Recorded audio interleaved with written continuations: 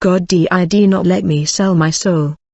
I was 25 in 2006 and was very drawn to money. For that, I worked really hard. Whenever there was a replacement to do, I volunteered to increase my hours and therefore my salary at the end of the month. I worked from 6 a.m.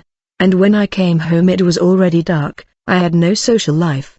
Despite all this volume of work, I did not have a satisfactory income. In my opinion, my job was not paying me enough. Since I couldn't work more than I already did, I started to get depressed because I couldn't see a way out. One night when I got home, my father was already asleep. I turned on the television and saw an advertisement for the lotto. There were several millions of euros at stake this week. I told myself that I was going to participate. I already imagined winning these millions. For me, it was the only way to accumulate beyond my satisfaction. As I went to bed, I projected my life as a millionaire while realizing that I had very little chance of winning. As I pulled the blanket over me, I thought of those people who sell their souls for money, power, or fame. I then spoke to the devil. I told him I was giving him my soul in exchange for this week's lotto numbers. Immediately after that, I was in a vision. I was going down to a horrible place.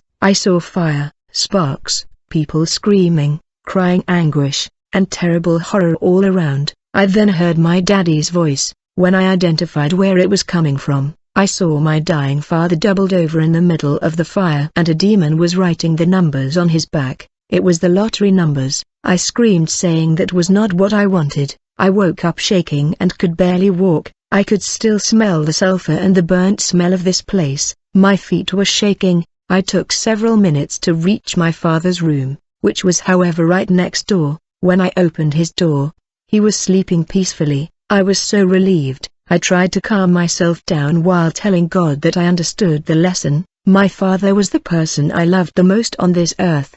So God revealed to me that Satan was also going to take him in exchange for the numbers. Even today I tremble when I think about it. I would never fully recover. I could not sleep. I was paralyzed by the sight of this place of suffering where there were people who were undergoing terrible things. My desire for money in the face of this reality seemed really ridiculous, worthless, unfair, unimportant, and immoral. I am grateful that I have opened my eyes to many realities. The love of money had blinded me so much that I no longer even believed that I could end up in hell and be responsible for the death of someone other than myself. From the moment we opened the door to Satan, he takes everything. God has promised that he will no longer ask children to pay for parents after the sacrifice on the cross. Jeremiah 31:29-30. He says everyone will henceforth pay for their own faults. Jeremiah 31 hours 29 minutes minus 30. In those days they shall say no more,